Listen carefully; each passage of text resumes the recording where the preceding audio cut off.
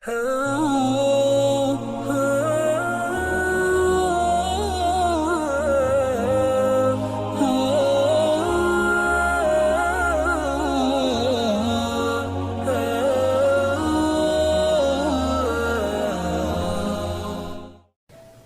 angle saya ngelihatnya kalau kita pengen bantu orang, jangan hanya nunggu pas kita mampu. Pas kita punya rezeki lebih, walaupun kaidah agamanya kayak gitu. Kan dalam Islam itu ada syariat, nanti di atasnya ada ihsan ya.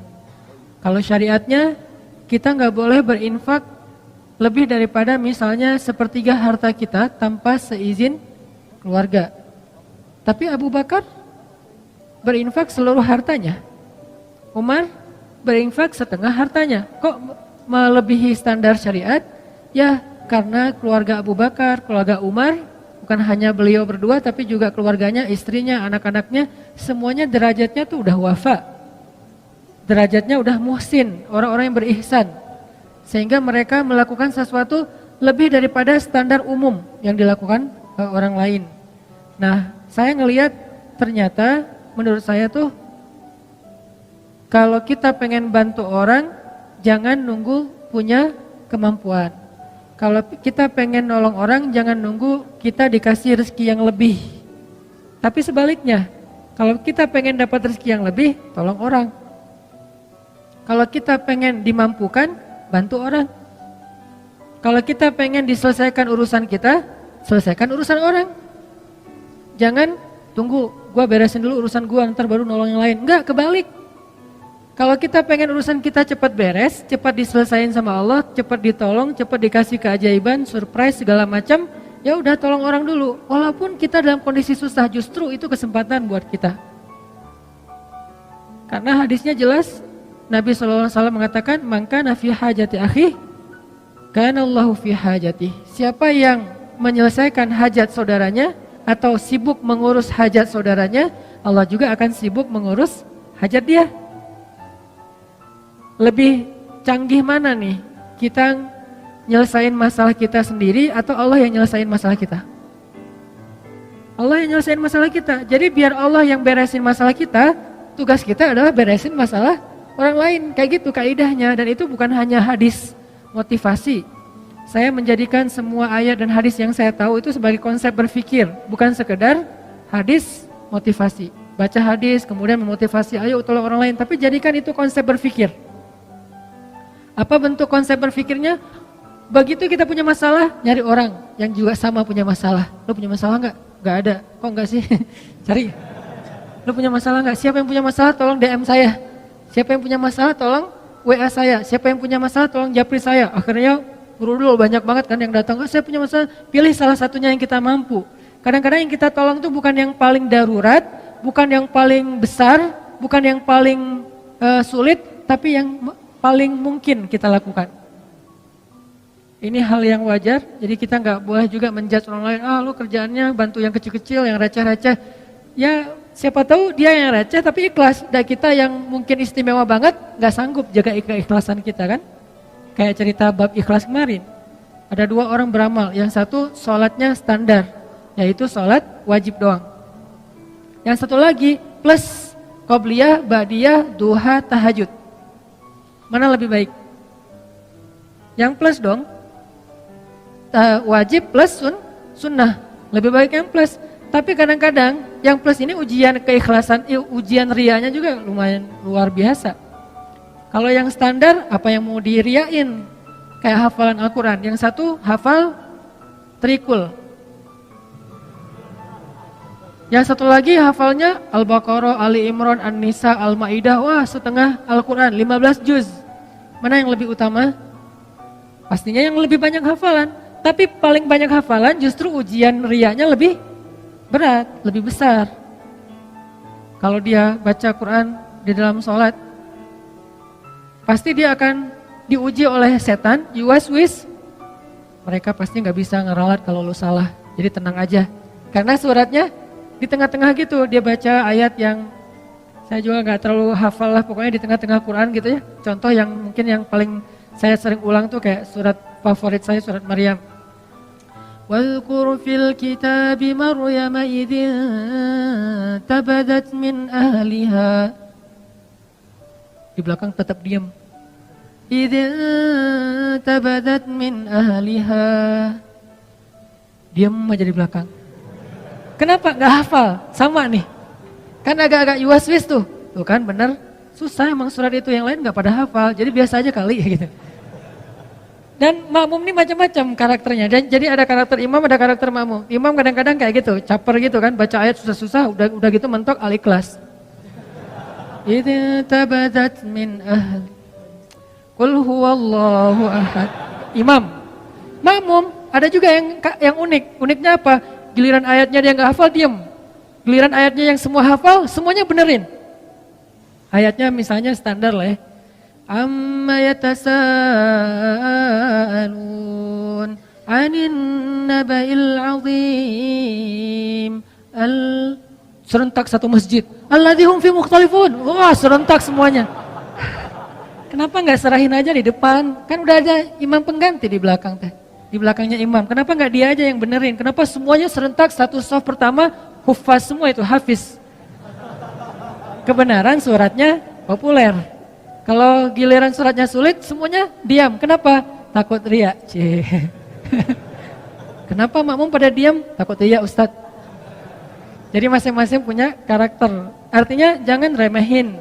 La tahqiranna minal ma'rufi syai'ah. Janganlah kalian meremehkan kebaikan sekecil apapun. Kadang ada teman kita kebaikannya itu sepele, cuman rapihin sendal doang depan masjid. Cuman meriksa keran doang yang kalau nggak terlalu rapat menutupnya dia rapetin. Tapi amal yang dia lakuin itu karena diremehin orang, jadi nggak ada peluang riya. Sedangkan kita, amal yang kita lakuin karena berpotensi dipuji oleh orang lain, berpotensi juga buat riya. Makanya buat saya sih udah lakuin aja apa yang kita mampu. Tolong orang semampu kita. Kalau mau lebih sedikit gambling, karena kita yakin sama Allah, ya udah lakukan yang lebih berat daripada yang kita mampu. Sesekali coba kayak gitu. Kalau buat saya tuh kayak akidah challenge. Kan sekarang orang challenge-nya macam-macam ya. Ada yang kalau yang di YouTube ada yang ngeprank temennya lah. Apalagi yang terbaru, keluar dari mobil terus joget-joget gitu. Gak ngerti juga maksudnya apa gitu.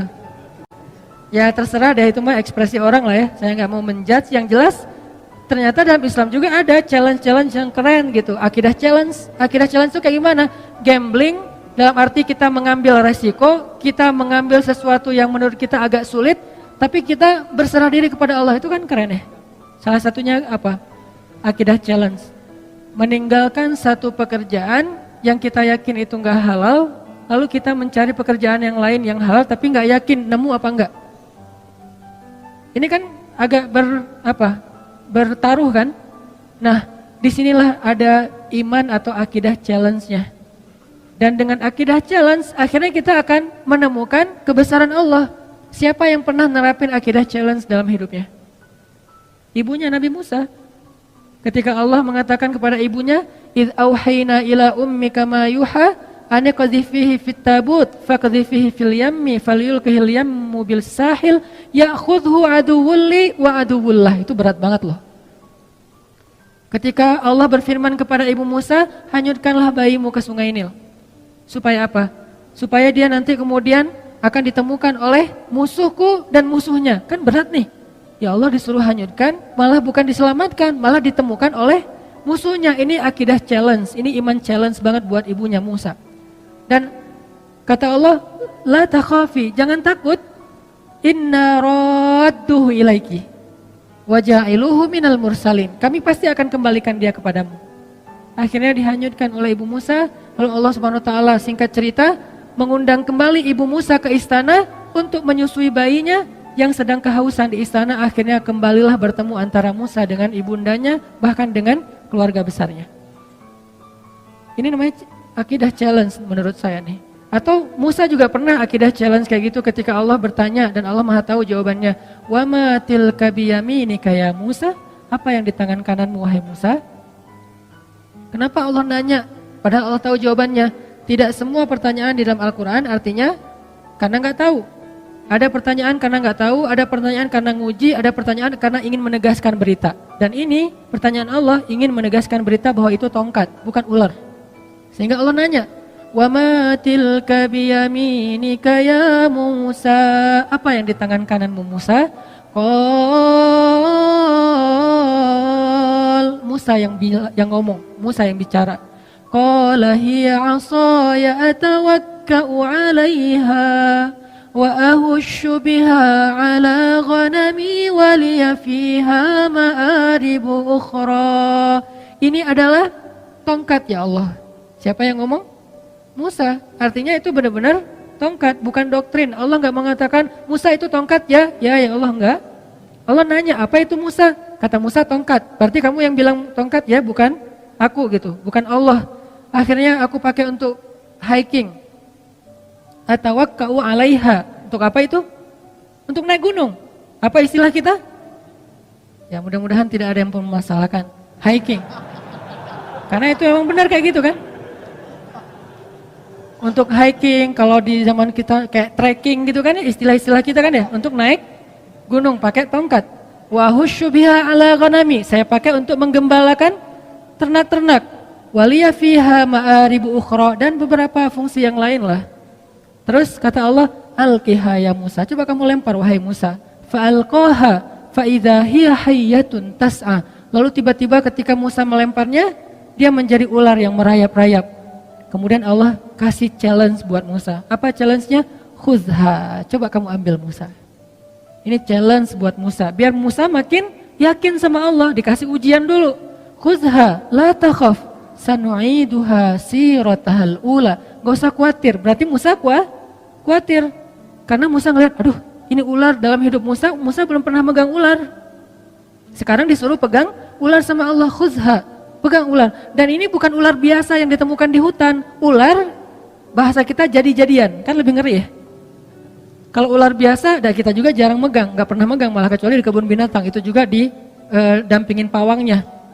Ini gak masalah nih gak masalah. Oh ya udah, begitu dia agak-agak ularnya iseng dikit, Pak, ini kenapa nih heboh gitu, panik gitu, agak-agak norak gitu kan ya. Megang ular di kebun binatang norak, gimana di hutan gitu. Jadi jangan meremehkan Musa yang khawatir. Kenapa Musa khawatir? Wajar. Pertama, itu ular liar yang bukan di kebun binatang, gak ada pawangnya. Kedua, itu ular bukan dari semak-semak, dari tongkat. Kan aneh. Kalau dari semak-semak, ular biasa mungkin Musa gak takut, karena Musa seorang laki-laki yang perkasa. Tapi ini ular dari tongkat. Jadi kalau kita mau pakai nalar, kenapa Musa takut sama ular gituan doang? Karena ularnya bukan ular yang biasa, tapi ular yang berubah dari tongkat. Jadi kayak jadi-jadian gitu. Waduh, ini ular dari tongkat jadi ular. Gimana megangnya ntar kalau ada apa-apa gimana? Musa khawatir. Kata Allah, la takhaf, jangan khawatir. Sanu'iduha siratahal ula. Ntar kami balikin lagi kepada bentuk aslinya. Ini akidah challenge buat Musa. Kalau bahasa teman-teman yang ngajinya mungkin lebih dalam, istilahnya rububiyah, uluhiyah, asma, sifat dan seterusnya. Kita menerjemahkan, bukan mengubah istilah, akidah challenge. Dipegang sama Musa dikit, langsung berubah lagi menjadi tongkat. Maka bertambahlah iman Musa. Bertambahlah, arti bertambah iman apa? Bertambah percaya sama Allah, bertambah yakin sama Allah. Nanti kalau dikasih challenge yang lain, udah sanggup. Challenge berikutnya apa? Challenge berikutnya adalah idhab ila Fir'aun innahu tagha. Pergilah kepada Fir'aun, dia itu jahat banget. Itulah challenge yang lebih berat daripada megang ular. Tapi Allah kasih challenge yang kecil dulu biar Musanya makin yakin. Ini artinya teman-teman, kadang-kadang ketika kita ngambil sebuah pilihan yang sulit, kita agak sedikit gambling dalam hidup kita, tapi bersandar kepada perintah Allah, larangan Allah, kehendak Allah, apa yang Allah mau, syariat Allah. Di situ kita belajar iman, termasuk nolong orang lain. Sehingga kata Nabi, man kana fi hajati akhi kana Allahu fi hajati. Siapa yang sibuk ngurus hajat saudaranya, Allah juga akan sibuk ngurus hajat dia. Termasuk nanti banyak sekali hadis-hadis yang lain yang senada atau semakna dengan ini. Ini artinya angle-nya buat saya, kalau kita punya masalah, tolong orang yang punya masalah. Baru Allah tolong kita. Kalau kita pengen ditambahin rezeki, tolong orang dalam menyelesaikan masalah keuangan dia atau harta dan seterusnya. Jadi bekerjalah kepada Allah. Paling gampang tuh nyari kerja ke Allah loh. Nyari kerja ke perusahaan belum tentu diterima. Kalau ke Allah diterima nggak? Pasti diterima. Allah nggak pernah nolak.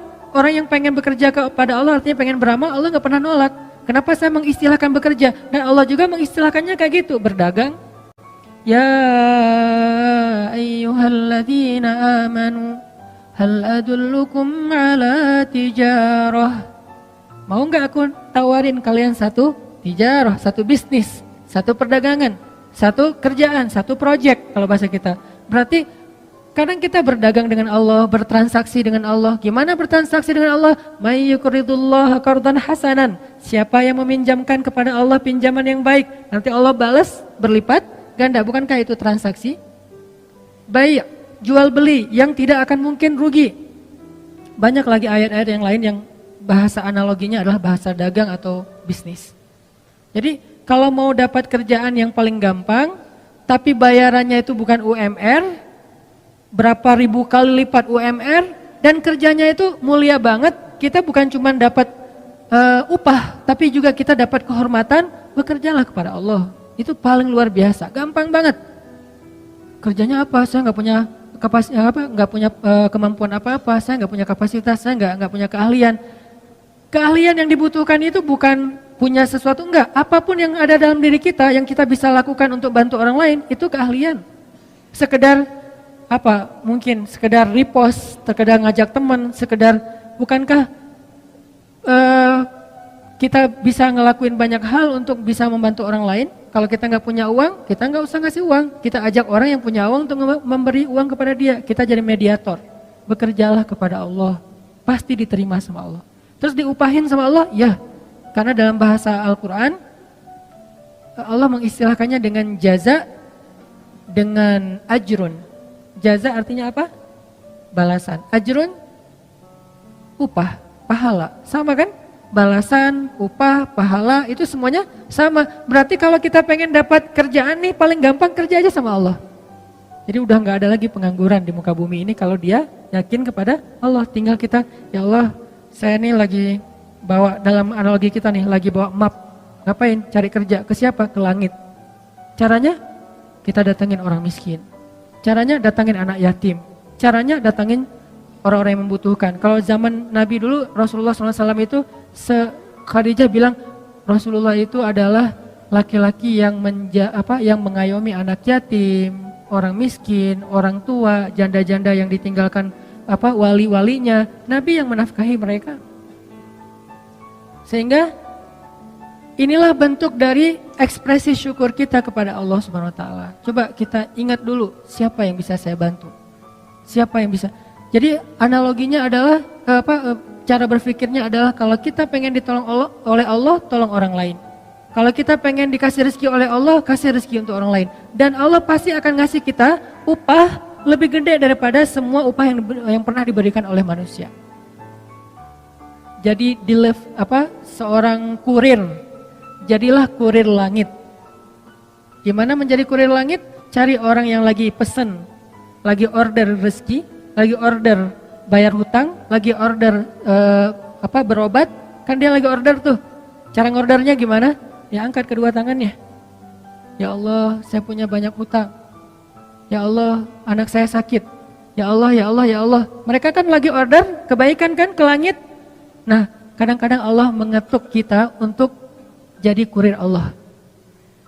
Kayak tadi misalnya saya lagi ngeliat gitu di story gitu, muncul karena ada muka saya di situ ya saya klik gitu ya. Kok ada muka saya di sini? Kayaknya banyak banget muka saya akhir-akhir ini gitu. Saya klik nih. Alhamdulillah gitu ya. Saya klik, apaan sih ini, kayak kepo gitu kan. Oh ternyata lagi ada perdebatan kecil tuh antara pro dan kontra. Saya baca komennya satu-satu kan. Di antara sekian banyak komen yang pro dan kontra, tiba-tiba ada satu komen yang agak-agak kurang nyambung sebetulnya. Ada yang komen, anak saya butuh uang untuk belajar, untuk beli buku diktat sekolah dan gak punya biaya. Kenapa tiba-tiba Allah takdirkan saya ngeklik itu, terus saya ngelihat komennya? Karena Allah lagi ngasih saya kesempatan jadi kurir kan gitu kan. Di antara sekian komen, ini aja yang saya fokus. Saya langsung DM orangnya, Pak, Bapak di mana? Ternyata di NTB, di Lombok. Bapak butuh apa? Saya hanya butuh biaya untuk buku anak saya. Masya Allah nih orang luar biasa ya. Nggak mengatakan saya butuh uang sekian, nggak. Hanya untuk biaya buku. Artinya saya misalnya kalau saya mau, saya akan bayar ke sekolahnya, anaknya dapat buku, nggak akan saya kasih uang biar manfaatnya lebih jelas gitu.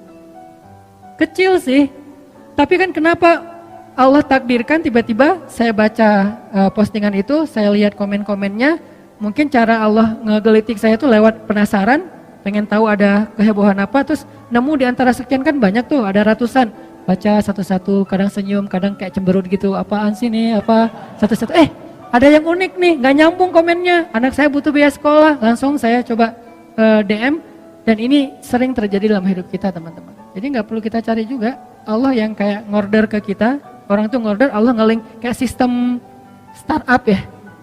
Jadi kayak social respon gitu. Dia ngorder, terus kita kayak driver yang lagi dekat sama lokasi itu tiba-tiba masuk ke kita apa kayak notifnya, udah kita tinggal mau apa enggak ngambilnya nih.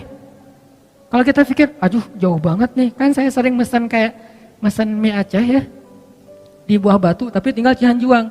Udah diambil, ternyata pas tahu Cimahi ditolak lagi. Aduh kecewa banget nih ditolak. Tapi masih mending lah daripada ditolak mantan masih. Cuman sampai berkali-kali ditolak gara-gara ngordernya di Cimahi, barangnya ada di Buah Batu, kan orangnya males. Padahal insya Allah pasti saya akan ngasih lebih, saya tahu lah jauh banget, kasihan kalau cuman sekian ribu, kadang-kadang cuman 30.000, ya udah digenapin 31.000 misalnya. Ganjil nggak genap. Maksudnya ditambahin lah 1.000 ongkos capek misalnya. Nah ini kadang-kadang kita pikir, aduh jauh banget. Kita mau klik nggak sih? Allah nggak lagi ngirim nih. Ada yang order, terus muncul notif di kita. Ini analogi lewat digital startup kayak gitu. Ada notif ke kita, mau diambil nggak nih? Begitu kita klik, kita ambil, maka Allah Subhanahu Wa Taala langsung transfer balasannya, upahnya, pahalanya ke saldo kita. Dan Allah kalau transfer biaya kurirnya itu lebih gede daripada semua biaya kurir yang pernah ada di muka bumi. Gede banget Allah ngasihnya. Kan berarti gampang kan cari kerjaan? Cari aja kerja ke langit. Dan Allah sering banget ngasih notif ke kita, tinggal kita ambil apa enggak. Nah ini artinya ternyata cara kita pengen kaya, pengen sukses, pengen bahagia, pengen ditolong tuh bukan nunggu beres urusan kita baru nolong orang lain. Tapi nolong orang lain supaya beres urusan.